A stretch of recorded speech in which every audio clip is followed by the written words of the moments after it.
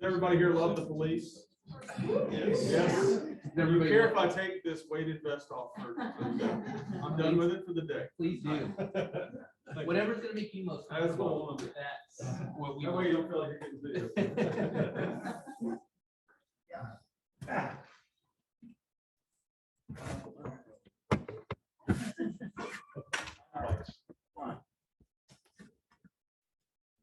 All right. I was going to say I'm going to call us to order because I'm used to moderating sessions, but why don't we get started? Yeah, it's about time. I want to thank you all for coming. As I mentioned just a minute ago, this is our second to last Worshipful Wednesday for the academic year. And we're so pleased that Sergeant Thomas Clinton agreed to come and speak with us about his work as the supervisor of the co-response team for the Knoxville Police Department, a little bit about the work that they do. He's going to talk to us about policing and homelessness, and then we'll take questions. Is there anything that we should know before we get started? No. All right. Questions are welcome. I hope I can answer. Absolutely. Katie Norrell, who's our director of communications, asked if I would record this on Zoom, and so I'm going to be trying to sit over here and try not to mess that up too much, but I will be here if you need me for anything. Perfect. All right. Perfect. Thank you. Thank you guys for coming. Glad y'all invited me back after my last one. That means I didn't do a terrible job the first time. So if you were here for the last one, you might see some of the same slides. I'm going to kind of quickly go through the homeless stuff because some of the data is a little outdated since I've been promoted and don't do this every day on the streets. I've got a guy that took my position over. So trying to figure out, he's old school, he does paper. It's really hard to get data when you do things. So I'm trying to figure something that works for him. But we're still pretty connected as far as working with him. And if you're not aware, we've had a major week for us as far as cleaning up some of the problem areas that we've been dealing with, which is basically right there along Cooper Street and Depot around the backside of the Salvation Army.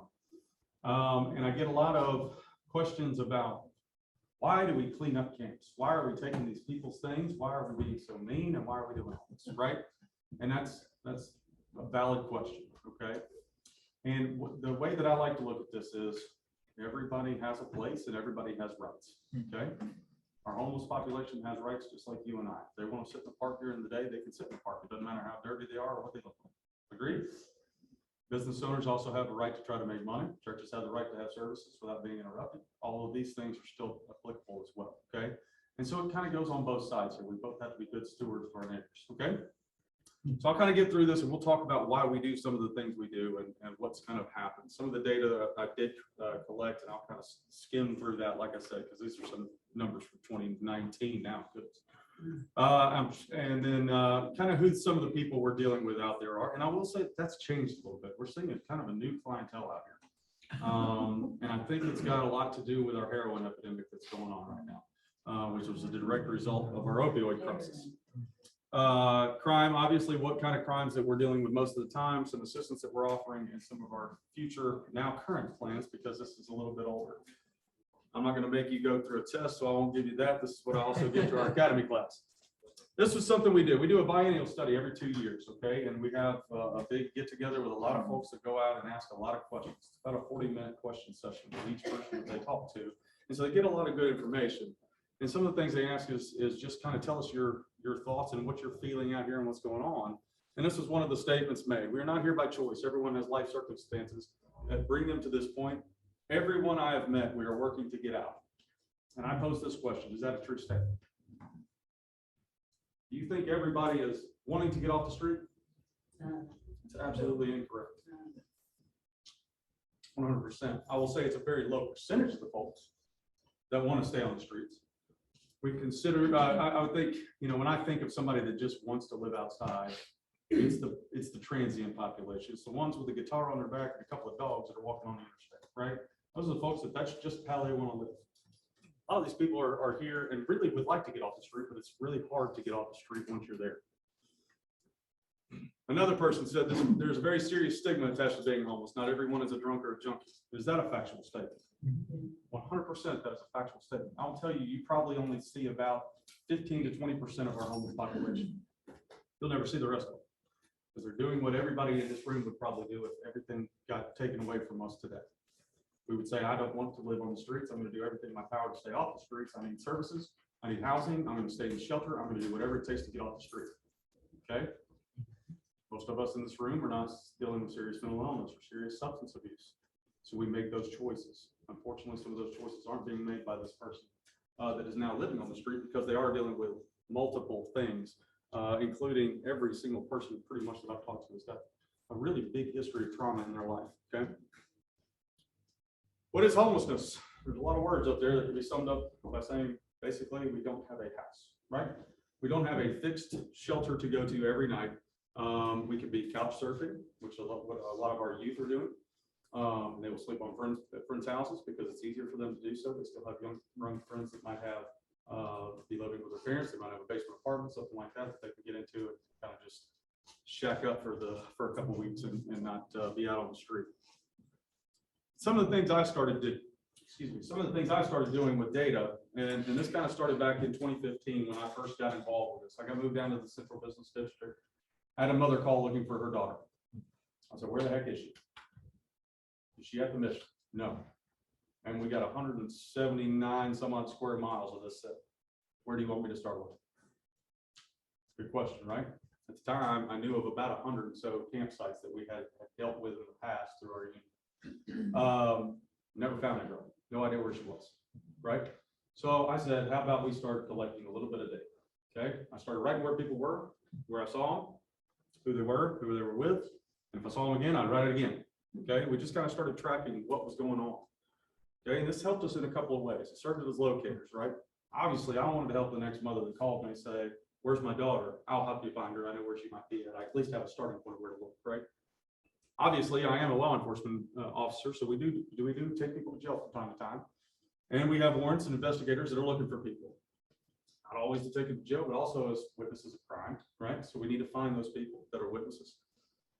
And service providers. I got really, really in touch with our service providers across the city by starting to go to their meetings. The Homeless Coalition meeting is a really good one to start at. If you're looking to get into some type of assistance and you want to help out with the homeless, I will tell you, do it that route. Because people down under the bridge helps them for about 30 minutes. Okay. And I know I said this the last time I was here, and I say it to every church I go to, so don't feel too special. Charity is a very selfish act. Okay. And I mean that in the best way possible. Okay. I know we all want to help out. Okay. How do we look at ourselves as a church group or as a small group or whatever we're doing? What is going to be the most long-term impactful thing we can do? And if hot dogs and donuts in the morning are the best thing we come up with, we're not thinking hard enough. Okay. That dollar can go a long way in somebody else's hands. Okay. Giving cash to someone. It goes a lot further with the service provider. Okay. So that's all I'm going to say now. Think about what we're doing. Okay. The other reason I want to do this, we have the HMIS, the biennial study and things like that. A lot of those people that we get information from are coming from inside of our shelters. Okay. So the outdoor population, that 350, 400 people that are living on the streets every day in Knoxville, that population is few and far between as far as gathering good information. Why? Because we have to find them. They have to be located, and then we have to hope that they're still there when I get some people to go out there and talk to them, and that they're willing to actually talk, right? So this just kind of added a little bit more to say, I've got a group of several that you can come talk to. They're at this location. Why does it matter? Well, we want to know where they're going. We want to know where they are. I also coordinated our campsite cleanup. So we do a campsite cleanup about once a week. Right now with this major camp, we're doing it every day for the next 2 weeks or so to try to get everything out of there. I will tell you, as of yesterday, we had taken out of that one site 62,000 pounds of trash. Roughly 33 tons of garbage. They have to get it from somewhere. Where does it all come from? Okay. And okay, I did say one thing. I'm going to say one more. If I give a guy a blanket and it gets wet, and he knows that tomorrow I can go get another blanket, what's he going to do with that first blanket? He's going to leave it laying around. It's going to continue to get wet, and somebody else is going to have to pick it up. And that is usually my group from public service. Okay. And we pick up a lot. All right. So that's what I'm talking about, is be smart with what we do. I understand if it's cold outside. We can give somebody a blanket. I don't want people being cold. Okay. I don't. Give them a blanket. Make her take care of that blanket. We want them to take care of the blanket. It's responsibility. We want that. Okay, sorry, that was 2. If I say another one, you can chastise me.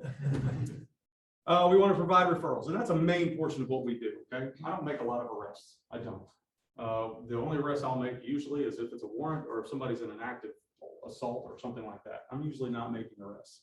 And so I want to give them that referral source. We're bringing social workers out when we do cleanup days. They're going out previously to talk to these campsites that are on our list for cleanup to see if they can try to get these people into services if possible.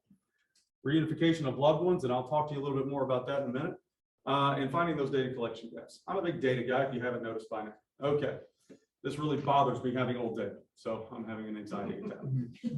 Nationally, who attracts the homeless? HUD is obviously one of our major proponents federally. Here locally, it's our Homeless Management Information System, which is run through the University of Tennessee, and our Knoxville Police Department Homeless Outreach Officer, Coordinator, however you want to put it. Data limitations. Obviously, the data that's input is by our providers, and in order to get that data, the people have to actually go to the services. If they don't go to the services, we don't know who the heck they are. So that means it comes to us. Okay. So right now, the point in time count was basically the only thing we had going. So now we're able to give a little bit more information on our end by going out into the field. What kind of happened and how we got to this point? Back in 2015, I told you kind of what I did and started this thing. And I started doing some database work, which led to my second career, which I'm hoping to retire into, working in Excel a lot. I expanded that a little bit and started bringing in those community providers. They wanted more information. So they said, hey, do you care to ask? We got a really long survey. It was about 5 minutes to talk to somebody and went to about 15. I didn't like that. Okay. Sometimes I'm running up against 14, 15 people in one location. It's be a long day. In 2018, I went to the mayor's office. We used to have some funds that were available for people to go home. If they were stranded travelers, is what it was called under the United Way. I said, we need more money. It was about $1,000. It was gone in about 2 weeks when it was under the United Way. So right now we're sending people home as long as they have a place to go to, and we're not sending them to be homeless somewhere else. If they don't have an order of protection against them, meaning they don't want to, I'm not going to send them home to, you know, hurt somebody that's they're mad at, or they have a warrant here locally, I will send them anywhere in the country. Okay. And I will show you why that's important and why it saves this city a lot of money in the long run. I did develop a phone app to try to make my lovely partner something that he could use. That didn't work real well either, so we're still looking. In 2019, I had over 1,000 encounters with homeless individuals, and that's obviously gone much higher than that today. So where do we get our data? Well, obviously, we get a lot of complaints, okay, from business owners, homeowners who say, I've seen something, I saw this group of people over here. There's probably 30 in the woods behind my house. It looks like 30. It's usually about 30, but they have a lot of stuff. Okay. Obviously, other officers are sending us stuff in our known campsites. And we ask basic questions. I want to know who they are, right? I want to know name, phone number, where they're from. I want to know if they want to leave town. That's important. Where did you come from? A lot of people that we were talking to were coming from, they get their mail sent. Right, and Carm will have mail services. DMC has mail service. And so we're saying, where are you from? Well, on your ID, it says you're from Knoxville. That's because your mail gets delivered here to 408 North Broadway, right? But they weren't from Knoxville. And that was important to me because I was sitting there going, why in the heck are we spending all of our city tax dollars to help people that aren't even our people, right? Why? I said, how much money are we getting from Granger County? 0. What about Blount County? 0. None. Okay. Who has services other than Knox County? 0 is the answer. Okay. Until you get to Chattanooga or Johnson City, there's very few and far between services for individuals. There is a women's shelter, I think, in Blount County that houses a whole 15 individuals. So that's really not putting a dent in what we're dealing with. Another question I wanted to ask them was past history of mental illness. Obviously, my data gets skewed because I'm asking for self-reporting of this information, right? Do you have a mental illness? Some people don't want to tell you if they have a mental illness. So I got about a 30% return rate on that. How high do you think it actually is? I'm going to tell you it's upwards of 80 to 90% of the individuals out there have some type of mental health disorder, whether it be anxiety or substance use disorder or something like that, right? Also want to know how long they've been on the streets and if they're a veteran, because veterans, I will say, for national government, they actually did a really good job about housing our veterans. They pushed really hard for that. Like I said, I'm going to skip through some of these because these are way old. Who are we encountering? This is probably going to ring true. it pretty much matches what we have here in our city. Okay, mostly white, mostly male. What do you think about that? How do we see most of the men? I didn't know I was gonna ask questions. Women look for shelter. Well, if something's going wrong, the men are probably going to lead first, right? They're going to, hopefully, they're doing it for the right reasons, which is what my mom taught me. You take care of the women in your family, right? Let the women and children stay at home. If you can't stay there, lower the cost of whatever you can. Go out. You'll probably have a better chance of survival on the street than a woman would. Is the thought process, right? Women, I know you're strong as heck. You're probably better at it. We complain a lot. Okay. Most of our folks are between 25 to 44 or 35 to 40 years old. Okay, so a lot of younger folks.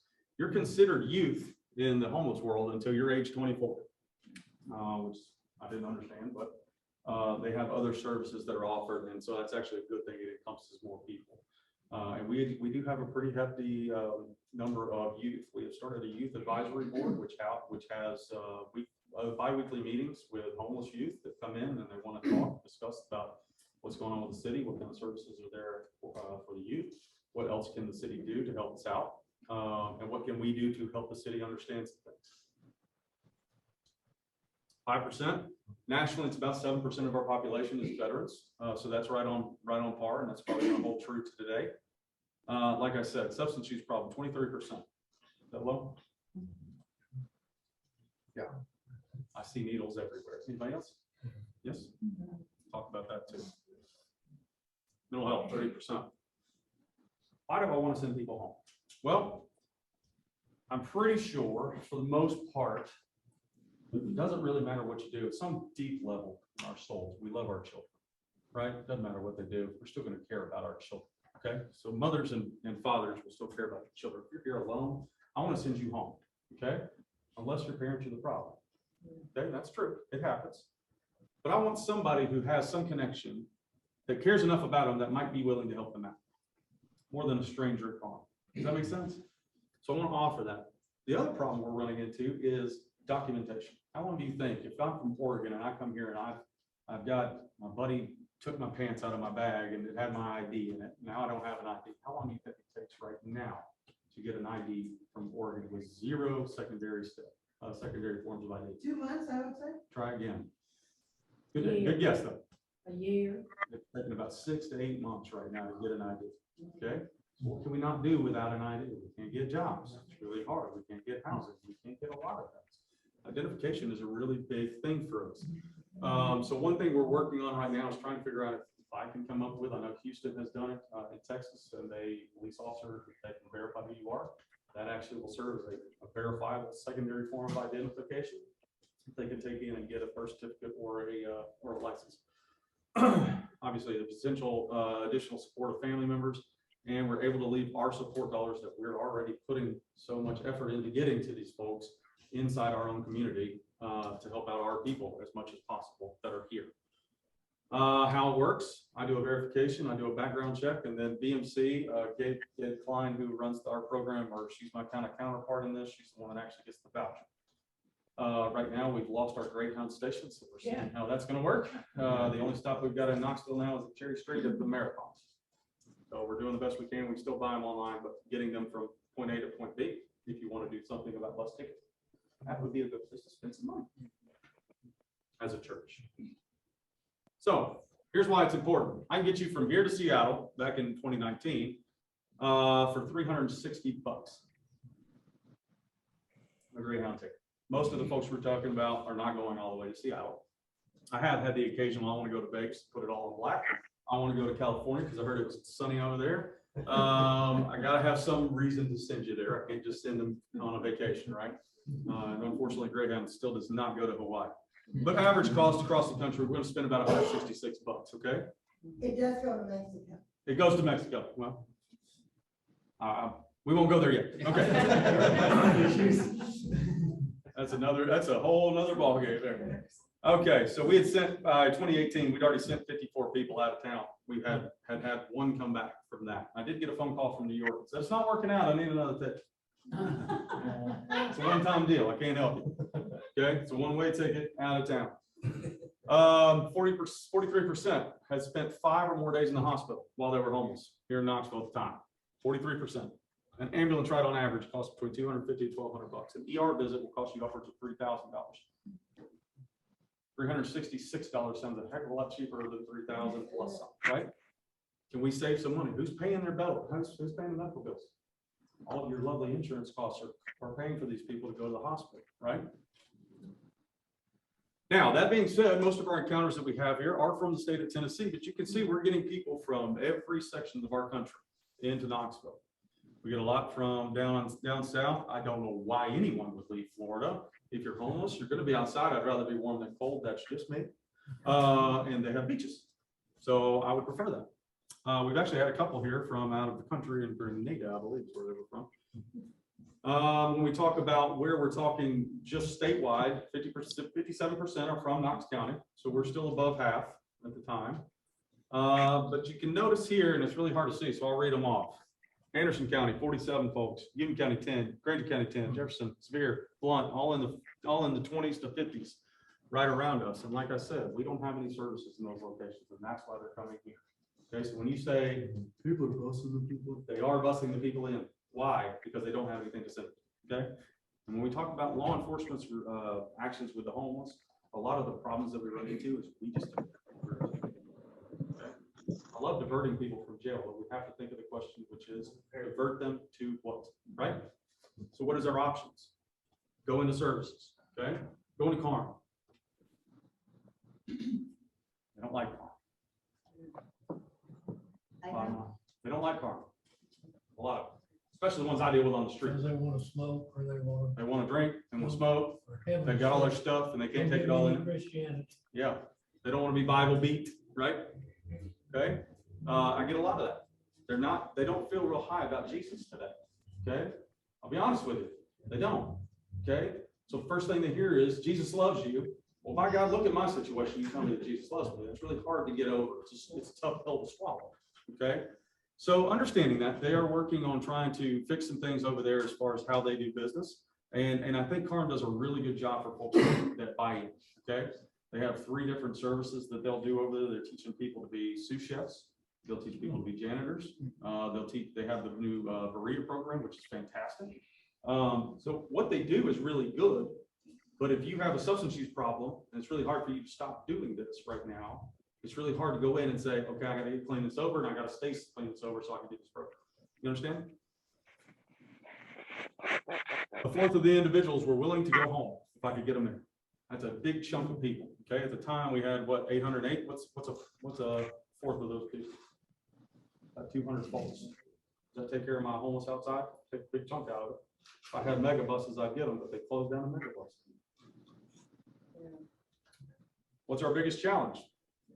Well, it's the same challenge that everybody in the country has: access to affordable housing. And it's not being helped currently by the current market, right? A lot of our voucher programs are based off of landlords saying, I will give you a room at a voucher rate. I will take your voucher. Well, that landlord doesn't have to do that right now because there's a person willing to pay full price for that same room. Where are we going here? Homelessness is a lot of times seen as a very black and white issue. There's a whole lot of gray involved in this. And so it's really hard to get that across sometimes when we're having these discussions. Obviously, we talked about documents, accessing Carm and staying in Carm, and the lack of the permanent supportive engagement. I think the programs that seem to work the best are the ones that hold their hand the longest. Okay, so these case management-based programs, Minvilla is an outstanding program. We get very few calls at Minvilla, very few. They handle their problems in-house. They catch you smoking, smoking inside. They go up and say, hey, brother, stop smoking inside. And it usually takes care of the problem, right? Plus, when they walk out the door, hey, did you take your medicine today?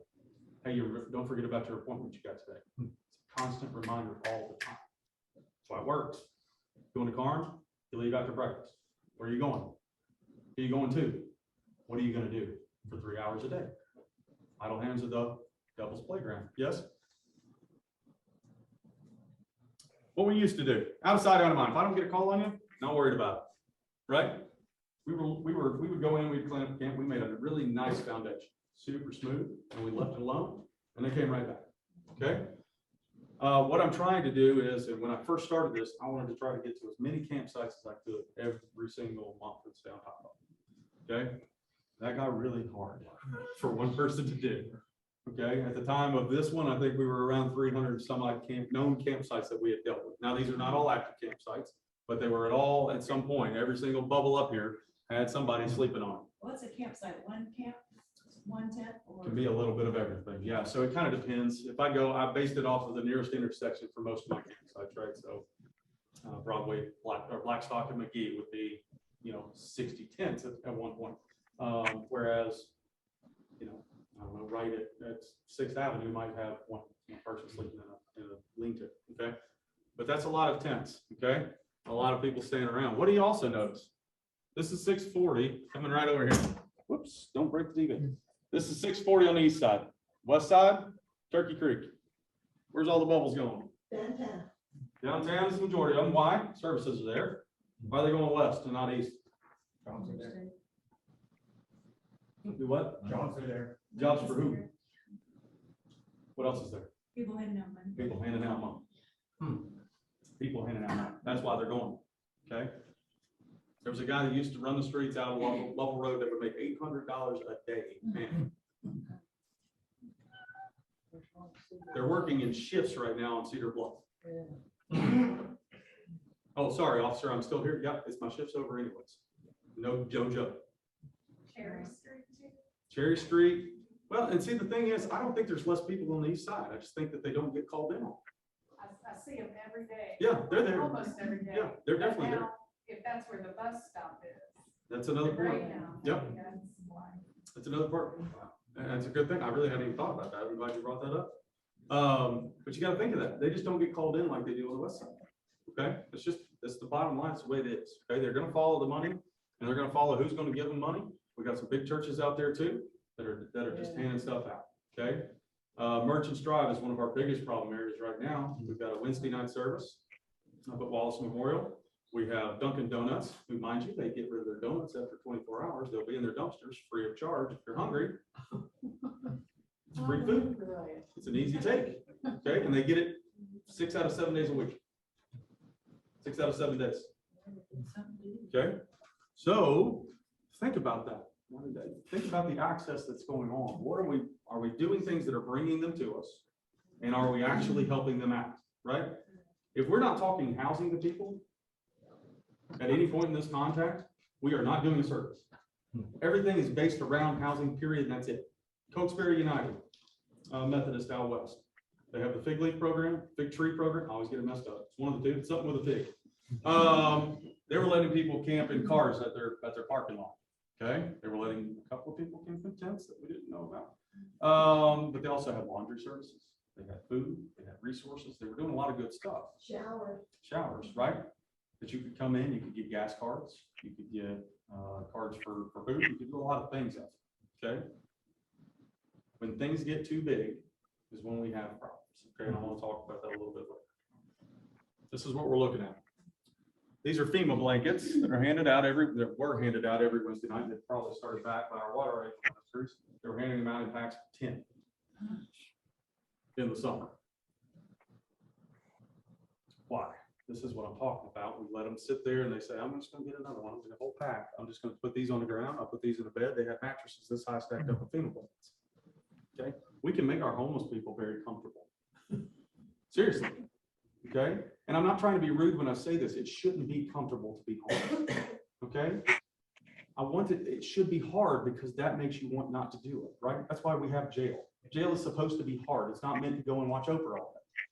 It's supposed to be difficult, so you don't want to come back. And the easier we make it, the harder it is for them to want to get out of it. Okay, go ahead. I found out today, every Monday they do ice cream at the table. And they told me, something else. And I was in child? Yeah. This is something? Yeah. I don't understand some of it. And I want you to understand this. I'm a very compassionate person. I care a lot about all these people. I think there's a lot better for them. Okay. They're better than sleeping in tents. And that's the way I look at it. Okay. There's a better life for them elsewhere. And it can happen. I've seen one individual that I thought would never get off the streets. She made it. She's working a full-time job up in Kentucky. She's got her kids back. This lady dealt with substance abuse. She dealt with mental health issues.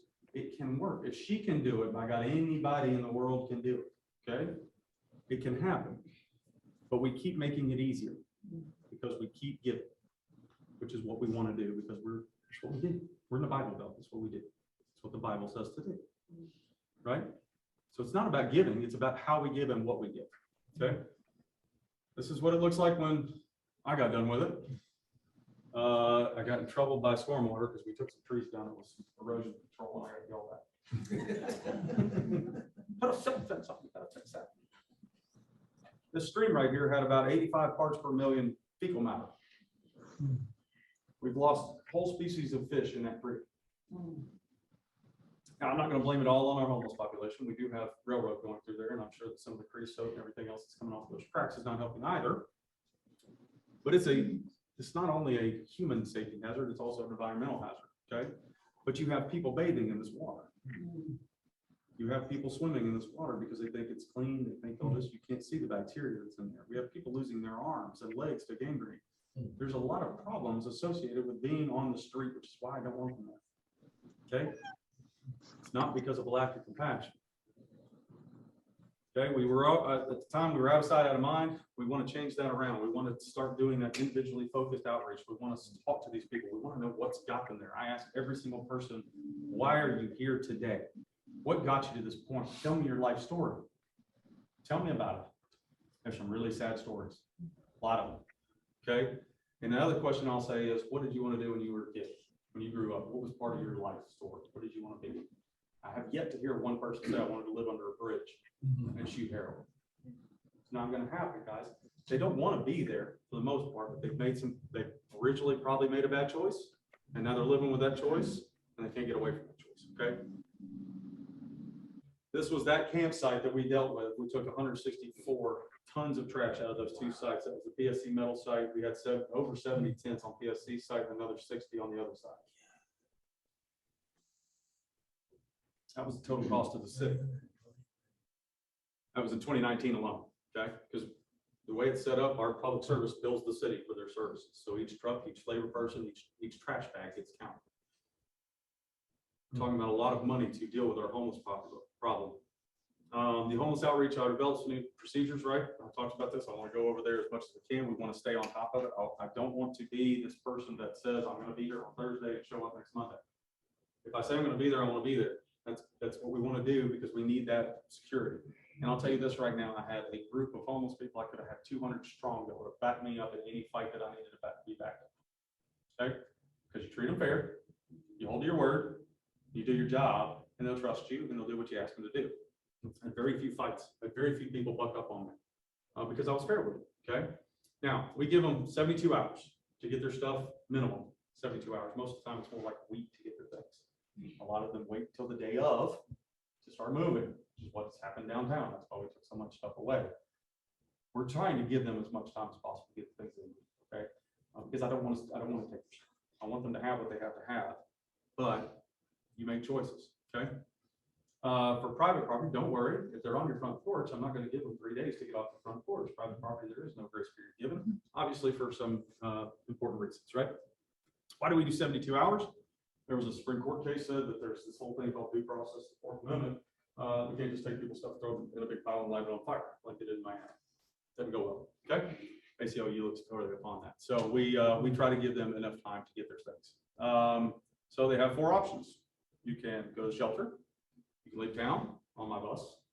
You can hide better. I just don't see you. Or you can go to jail. Those are your options. 10 cities, good idea or bad? Because that's the new thing. Let them stay wherever they want to stay. Let them eat, sleep, do whatever they do somewhere. Put them in a big group and let them have it. Good or bad? Bad? Yes, I'll tell you it's very bad. I had 8 women come to me for one man that was committing very egregious assault, and I'll keep my language to a minimum here. Came to me, would only come to me and my homeless outreach officer. Females, mind you, would come to me. So that tells you anything about how we're treating them out there. So when you hear that somebody said that the police treat them bad, they're lying. Because this was right at the height of COVID.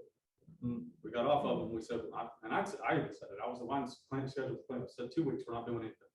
Just let them have it. Let them be. because I don't know what Carm's got going. I don't know what we're gonna do. Nobody knows what the heck's going on. And then we have city council come in and say, we're gonna let them stay there. Because CDC said it was a good idea, even though Carm had it squared away. Here's the way I equate 10 cities. I say it's like a 2-lane road, okay? I'm gonna give the keys to a car. I'm gonna give them to you. I'm gonna give them to you. I'm gonna give them to you. You're gonna drive up and down this road. Think you're gonna have a wreck? No, Probably not, right? Okay, well, let's get you driving. Let's add a few more people. Give them to you, give them to you, give them to you.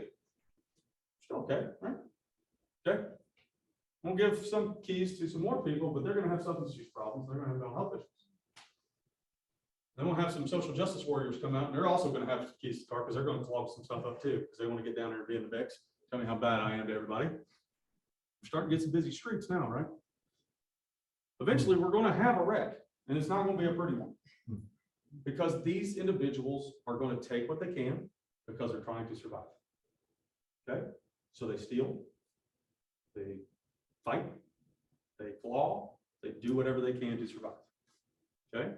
You mix in drugs and alcohol and everything else that goes along with it, and you got some serious problems. I've yet to see one 10-city work to date, except for one in Washington State, which was way out in the middle of the woods with about 12 people in it that had some sort of magic. So, why not arrest everybody? Well, let's take them to jail. Well, what are we taking them to jail for, number one? A low-level misdemeanor. They're trespassing, they're publicly intoxicated, they may have a little bit of drugs on them. It's usually a low-level misdemeanor. How long are they gonna stay in jail, especially after COVID? Let's take a gander at how long it takes to get through the booking process. A couple hours. What happens when they're out? They're still homeless. Where are they gonna go? Right back to what they know. Have we solved anything? We've solved it for about 3 hours. Congratulations. Okay? It doesn't do a whole lot. Nothing's changed. And a lot of times I'm giving them a benefit. They're going to get 3 square meals in a cot for a day or two if they actually get to stay. Okay? I'm providing them shelter. That's what somebody is, right? I don't want to go to jail. I don't think they do either.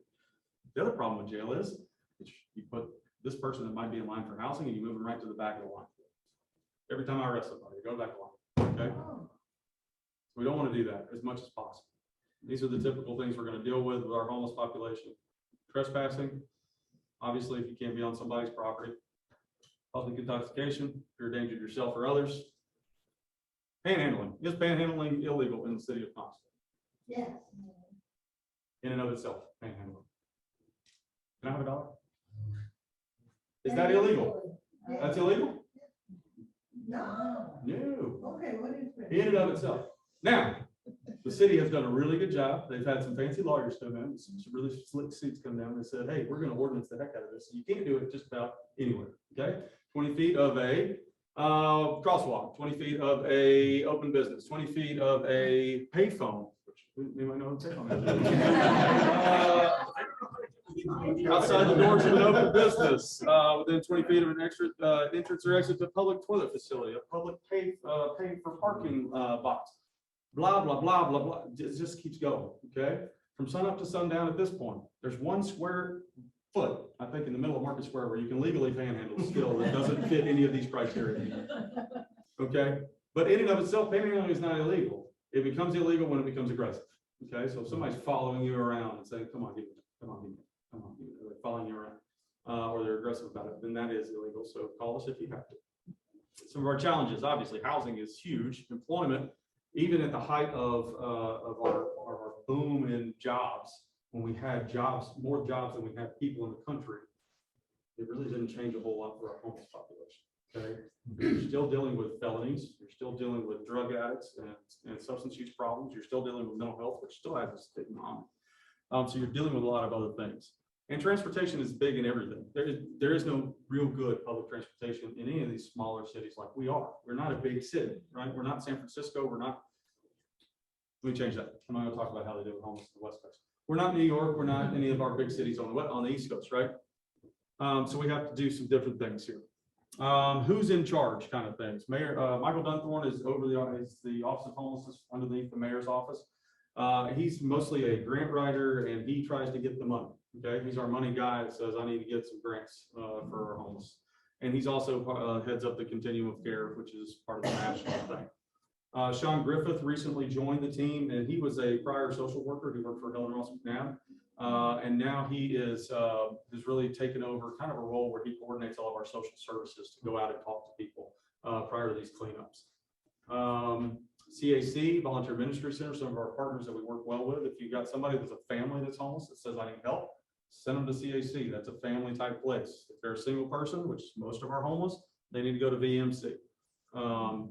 If you'll notice when you look at this, and this is one of the big things that I'm trying to get across to and when I talk in the roundtables and talk to the mayor and talk to other people, is it seems like we all do the same things repeatedly.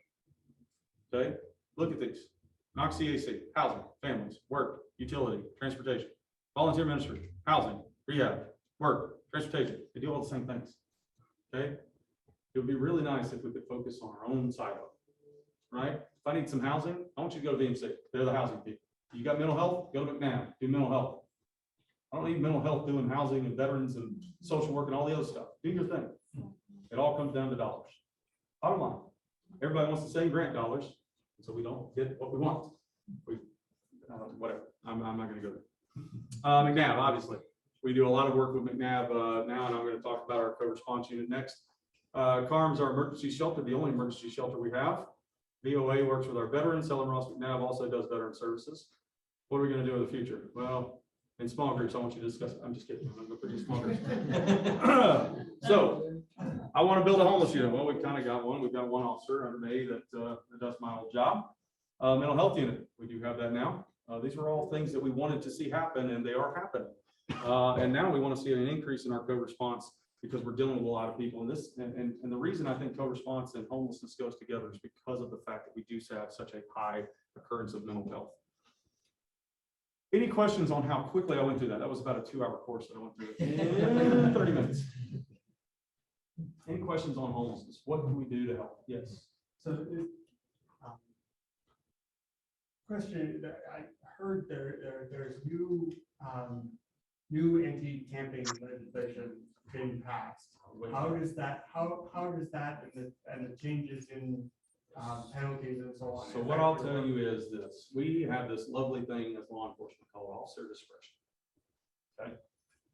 The fact that I'm going to charge someone with a felony charge for camping is the most ridiculous thing I've ever heard. I agree with you. Okay. So I don't foresee that being really even an option for us. Okay. They can put whatever laws they want on the state. We have our own local laws that can kind of filter those things out. So we have some things to do here. If that were to be used, it would be on a very specific issue where we have someone that's just not following any program whatsoever or consistently causing a nuisance that we need to do something that might get them more than a couple of hours in jail. Yes, ma'am. What I got out of here, what we can do as a church is put money toward buses going out to send the people out of Knoxville to keep the local dollars there. I would agree with that. We're doing pretty good on our dollars as far as travel budget. Okay, because the mayor has seen the benefits. Okay, all I had to do was show her one slide that said how much does it cost, and I said I can get somebody all the way from here to there for real cheap, and she loved it. She was like, "How much do you need?" and tell me when you need more. And that was Rohero. And then Kincannon's been pretty much she has been no change to that thus far. Our biggest issue is getting them to Cherry Street because we don't have someone to transport them over there when they do get about. That's been our hardest thing. So I think some churches have started purchasing property. I know it's not the thing to do right now because it's super expensive, but down the road, that might be something to do to house someone, put them somewhere. I'll tell you what I think would be the best thing we could do as a community is to have some place that I could see a homeless person and I could immediately take them somewhere and say, I've got you a room. It's got a lock on it. Put your stuff away. You can sleep there. Have 2 weeks. We'll see you in 2 weeks and we'll work on what's going on and have case management for those 2 weeks. Have them going to something every day. Okay, and start that process toward transitional housing and permanent supportive housing. I think that would be more beneficial than anything. Problem there is where you're going to put it. Somebody's going to say, "Well, I don't want it here. I don't want it there. I don't want it next to my house." I can tell you, I know why you feel that way. I don't want it out there either. But we got to find some place to do that. I'll leave it there. I've given it the most look. We'll see how it goes. Yes, I actually have two things. You want me to just say one? I want you to say whatever you want to say. Okay. First, okay, so like when you said that like you don't wanna make them too comfortable because you don't want to like keep living on the streets. But like I feel like it would be better if they had like obviously I want them to get off the streets. I mean no one wants to be there. But like I feel like it would be better if they were at least, like safe, comfortable, at least in a good living condition, enough for them to function properly to get off of the streets. I agree with you. I And agree. like some people, they're like, you need to give homeless people food because they might use the money to buy like drugs or Mhm. cigarettes or stuff. But like a McDonald's burger isn't gonna get you into a motel. Yep. So I feel like it would be better to at least give them, I don't know, like at least $10 with maybe some food because I mean they do need food, but they would also need money to get somewhere. What are you gonna do when you get older? I don't know. I need good social workers. I need good social workers. No, I understand all of those things. I don't disagree with you at all, okay? The passion is huge. It's gotta be directed, and that's all I'm saying. It's gotta be important. It's got to fix problems. We don't wanna just throw money at something and expect it to work. You understand what I'm saying? It's gotta be directed. Well, based off what Eleanor is asking, what can we do? We're walking through Market Square and get approached Mhm. by somebody asking for money or for food. What's the I would best rather response you for buy us? them a sandwich than Okay. give them money. Honestly, I would. If that's what they need, first thing I would say is, have you been to, you understand that there's 82 food pantries in the city. Mhm. There's not a lot of really skinny homeless people that we're walking around, okay? They can get food if they need food. Bottom line, okay? So I would recommend, have you been to any of the service providers? Who are you working with? Mhm. It would be good for maybe everybody in the church to have a little resource card that's got some phone numbers on it. That would be Yeah. fantastic, okay? And something we like do have those in the office if you all need them. They probably are gonna walk away from you at that point when you start going there, because that's just reality. Yes. When my office was downtown, which was 12 or 15 years ago now, I used to give out a business card. Mhm. So somebody would come up to me and I'd say, now this is good for Gus's restaurant and one other restaurant, I've forgotten it. You take this in there and give it to them, get any kind of food you want. Not one person took me up on it. Well, So that's they not were really only what we want. interested in booze or drugs. And I must have given out 20 to 25 of those. Can I write on this? Yeah, go ahead. I want to explain what heroin is, okay, and why we're dealing with this problem. If that falls off, that's fine. Turn it flat so we can see. Why we got the problem, okay? Why do we take drugs to begin with? Why do people take drugs? What do they want to do? Get a release. They want to get high, right? So they take it. This is normal life. They take it first time, boom, dang, that feels good. Yes? What happens after they get high? Come back down. Well, they do again. Hey, that was pretty nice. I want to do it again. So they get high. That's what they don't do. They don't get quite as high. They do it again. They don't get quite as high, and now they're starting to sink below. And then it gets worse, and this is down here now. Okay? This is addiction. Okay? This is a party, this is addiction. Worst party you'll ever go to. Kids. Honestly. That's what they're doing. Okay? And let me tell you something about when they're on their relapse from heroin. They feel like they are going to die. Now, the only way to fix that is to have another hit. Okay? This is not the old days. This is not marijuana. This is not cocaine. This is something totally different. Okay? They feel like death. They're not gonna die, but they feel like it. Okay? With alcohol, you can die. Okay? When you tell an alcoholic stop drinking, they can't. They have to detox. They have to detox appropriately. They have to do things special to get over that. This right here is not gonna kill them. They're gonna do everything they can to avoid feeling this way. They're not even getting high anymore, guys. When you see these people out on the streets that are dying with Narcan and everything else, and they got needles in their arm, they're just trying to stop feeling like that. Okay? That's the problem we're dealing with. So where did they get the money to buy? Oh, oh, They do other services. And they can get loans. well, that explains. Yeah. There's three. So I have a question. It's kind of a two-part question. Proper disposal of drug paraphernalia and what to do if someone is OD, It's for, is overdose. okay. Best thing you can do is to do chest compressions and keep some kind of air flow and blood flow going as best you can. They don't teach to do breaths anymore. Don't do breaths. I'm telling you not to do breaths. Don't do that. But do compressions is the best thing, unless you just happen to have some Narcan on you. Okay? Remember, every one of these people that are dying is somebody's child. Okay? I'm the same person that you all are, and I probably go, it's the 5th time we've dealt with this. And they keep bringing them back, keep bringing them back. How many times we can give this a chance? It's somebody's kid, right?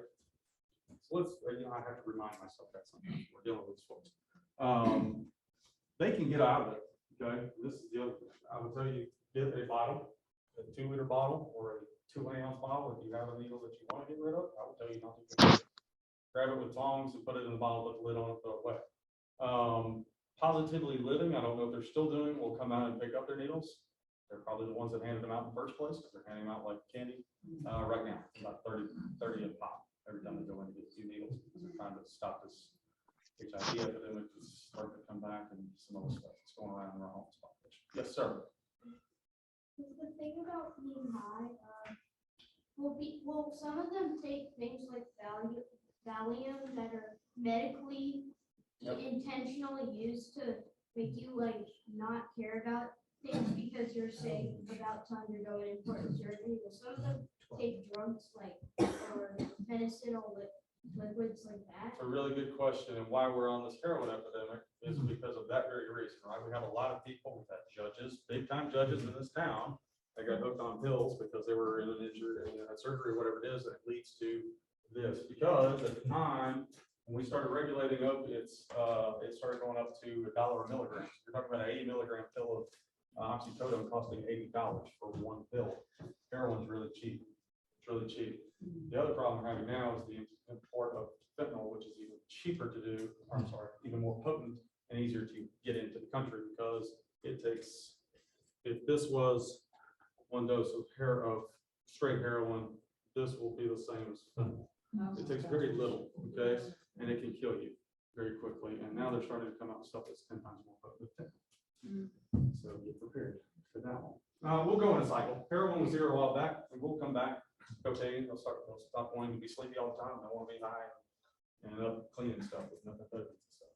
Be nice. So we live out in West Hills, and we saw some camping paraphernalia in our park for the first time. Yep. I think, and it was completely accidental. My son and I were just kind of exploring in the woods, and we came across something we didn't even know what it was, and we took it home and realized it was a sleeping bag. Right. And so I took it back because I didn't know. But I just wonder, in that kind of situation, if you come across somebody's stuff, do you recommend reporting it? Do you recommend I would call us. I would just let us know. I mean, if it's something. I guess because you also want the data. We kind of want the data. We also, I don't want anybody getting stuck. Because if you get stuck, you're going to have to start going through HIV protocols and other things because you don't know what you got.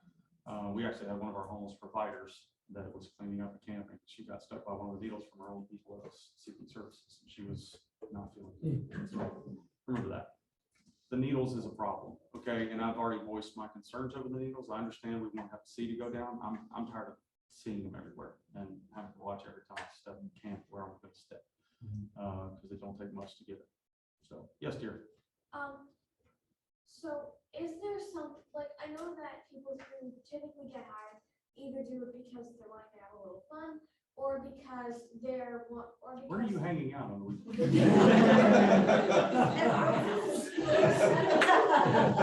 Typically people that I know. Go ahead. I'm kidding.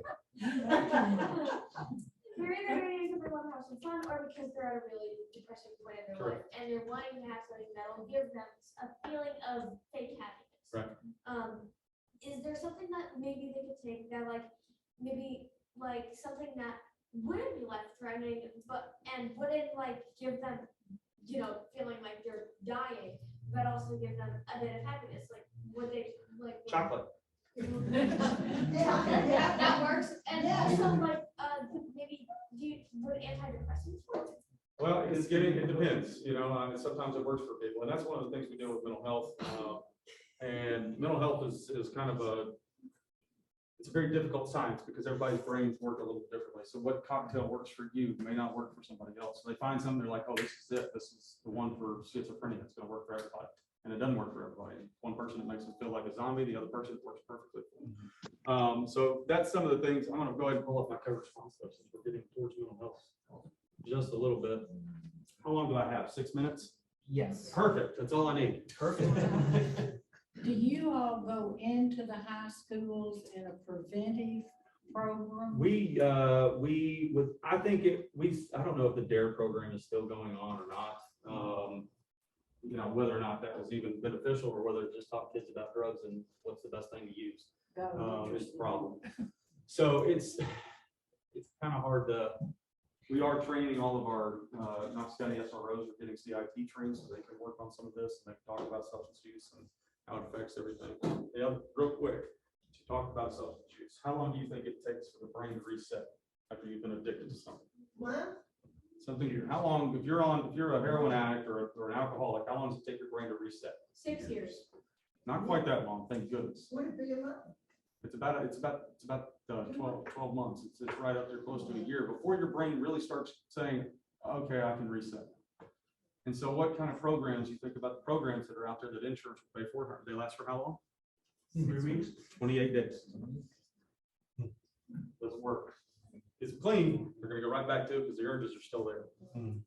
Real quick, I'll touch on this. There we go. Our co-response team, and this is my new baby and my new thing that I'm doing in coordination with our folks over at McNabb. It's a collaboration. We've been working with McNabb Center since 2012, and this kind of came out of just seeing the need that was out there about really trying to put mental health services on the street and get it to them as fast as possible. We did a SIMS back in 2015. SIMS is a sequential intercept model where we look at gaps in services that we have as far as the criminal justice programs are concerned and mental health.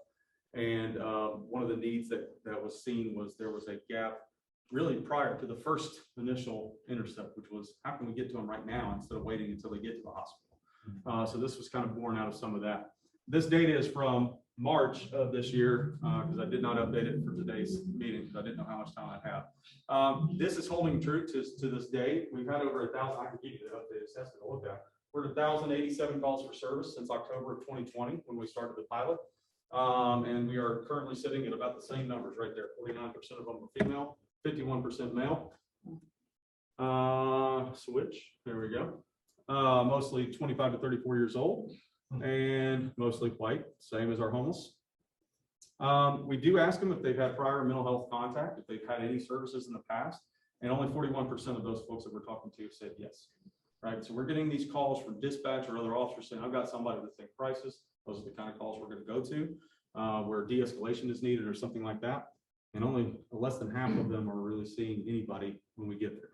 Okay. Majority of our calls, obviously this is a little skewed because we only work from 8 until 6 during the day when the pilot started and there was only one team. That has now ballooned up to 4 teams. We work from 8 until 11 at night, 7 days a week. So it's starting to grow on that later timeline. But most of those calls are still happening in the late afternoon. On time on scene, and this is why it's important to have our unit. It's taking anywhere between 30 minutes to an hour. Our average time on call right now is about 59 minutes per call. That's a really long time for a policeman to be at your house. Okay, we like to do things in less than 15 if we can. Okay, get in, get out, get the facts. Thank you very much. I'll do your report. Here's your number, and I'm gone. Because we got another call to go to. We had over 300 some odd thousand calls for service last year. We do a lot of work. Okay, and we're low on manpower anyway, so trying to get this off of our officers so they're not stuck on something like this is huge. Plus, they don't know what to do a lot of times, or they don't feel comfortable working with people that are in crisis. So this helps us get that off of them too. Most calls are dispatched directly. That's gotten better since dispatch has finally recognized when we're working, so they can send us the calls.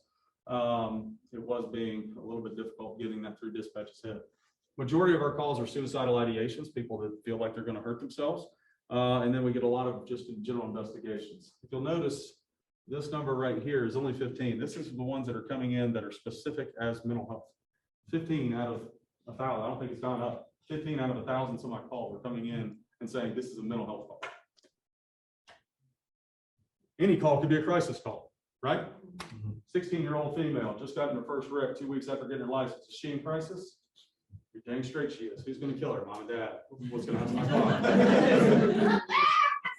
Right? I'm serious. Where's my cell phone? All of those things create stress and create crisis, and she may not be able to deal with it. It may be nothing to you or I. We've all had a wreck, whatever that is. It's property, the insurance company will take it. It wasn't even her fault. Okay? Losing it. That was the example I gave, and then it actually happened to me. She was, okay. So any call, we get lots of calls, and most of them come from officers when it's not suicidal individuals. So this is something important that I like to point out. Our resources here locally, we have the CSU, which is our crisis stabilization unit. It's a voluntary 3-day stay. You have mental health crisis, you want to go in and get some help. We have our BHUC, which is our Behavioral Health Urgent Care Center, which is, we have to have a charge. It's a jail diversion program where we can take somebody there instead of jail. If they go through the program for 24 hours, the charge is removed. So they don't get any charges, and they're getting direct mental health services and intensive case management. And then you have our ER. And our ER is catching a bulk of these because I'm getting really acute calls. I'm dealing with people that are kind of past the point of saying, I want to go voluntarily. So most of our response has been to go to the ER because they don't qualify for the other. But you'll notice the other big line there is referral and resources. Okay, and what that means is I'm able to keep someone at home. Okay, and as an officer, before we started this, the general response is, okay, we've got a suicidal person. Start me in 47, which is an ambulance, and I'll be in route. We're already calling for them to go to the hospital regardless of what we don't even got there. Okay, so this is a really big number for me because we're keeping people out of the ER that would have gone in the past potentially. Okay, yes. Do officers have any specific training Yes. on dealing with mental illness? Yes, so we have CIT training, which is the crisis intervention team training that's actually created here in Tennessee and Memphis back in 1987. Sorry, the incident happened in 87. It's created in 88. It's in over 3,000 programs now worldwide. We go to the CIT International. We've actually taught at it. We have 2 classes this year. Yay for us, that we're teaching up there. But we have countries coming in, China, Canada. We've got people from all over the place that are using the same teachings that we're doing. It's really a good thing. But most of the people, we're able to leave just about as many people at home, which is really good. Encounters. This is the number that's also important. Out of all of our encounters, these are 2 encounters I've had with the same person, 3 to 5 encounters, 7, 11 plus. 749 of that number at the time was 1 encounter. We're getting new people all the time. Okay, we're not seeing repeat clients, which is what we're trying to avoid. We want to make sure we get them to the correct services, and we're done. And they would stay there. Okay, and this is the one I'm most proud of. 883 at the time. We're at 1087. We still have a 0 on this one, which is 0 uses of force to date. 0. I've yet to have to lay hands on anybody that we don't. That's huge because we get the whole thing. Well, you bring law enforcement in here, everything's going to escalate. You got to fight everybody because they see law enforcement. That's the biggest hogwash I've ever seen. I ain't seen data to prove it yet. Okay, I'm not against alternative response. Send a social worker out with an EMT if you want to. Find somebody who wants to do that. Go for it. I'm not saying don't do it. I'm saying we do a good job of what we do. Okay. We have a lot of people that want to talk to me over my behavioral specialist because they've been through that system too and they don't like it. That's all I'm going to say about that, unless you have questions on it. I know you've got time, and I got to get to Memphis, Tennessee. Any questions? Yes. At the beginning, you mentioned there was a group that recommended that you might get involved in. The Homeless Coalition, yeah. Matt Tillery was running that program up there. Really, honestly, if you want to call 215 or the main number for the city and ask for the Office of Homelessness, Mike Dunthorne or Sean Griffith, don't have the numbers memorized. 215-7000 will get you there. And ask for the Office of Homelessness, and he could tell you exactly what's going on when they meet. You can come. I don't think it's a closed thing. I think they have people that come in all the time. So you want to learn some more about the services that are out there and what they're actually doing. Because I went in and said, what the heck am I doing? I'm not doing anything. There's homeless people everywhere. And then I sat down and I said, oh, we all are working really hard. This about to get this thing done. So a lot of good things are being done. We're just it's a big problem. Yes. I gave one lady, it was an elderly lady, $300, and she got 2 nights in a hotel. And then she said she was going to go on a fantastic trip. Yep. Yep, that's another thing the church could do. Get hotel rooms, put people up for a day. I don't know, it's better than being on the street. Years to me. ago, I worked in the church office and they came to all the churches then. Mhm. Then they set up an office over in the city county building where we referred everybody to. Is that still the I know procedure? that Catholic Charities was kind of housing a bunch of the church groups to come to them, through them, they were kind of doing some of that. I never really got a good answer when I asked that, because I said, I want to talk to as many churches as I can. To try to get some of this out there, to talk about our giving and where we're giving and how to give. But yeah, I'm not sure if they're still running that program or not, but I'd say if anybody's going to be able to answer that, it's the Office of Homelessness, because he's got the answers on the backside of this. Yes, ma'am. So at the beginning, well, near the beginning at least, you said that if you find like a homeless person on the streets, you like talk to, like the family or something. What happens if you find a homeless orphan, and what happens if it happens to be an orphan child, like below the age of 18? We're going to contact DCS, and DCS is going to be involved with that. What's DCS again? It's Department of Children's Services, and they're going to be involved. State custody is probably in that child's future, which is not a really great thing. I don't like it, but it's better than being on the street by yourself. So I'd rather be in a foster home than that. I know some almost young person that I know, and that's why they ran away, where it could be. Yeah, yeah. We get a lot, it's trauma every day. That's what we deal with. Everybody that I've talked to today just about has had some type of serious trauma in their life. That's got to be. Yeah, just send them back home. But we won't send them there. I won't send them home if that's the case. Yeah, we won't do that. We'll find a better place. Well, let's thank Sergeant Clinton.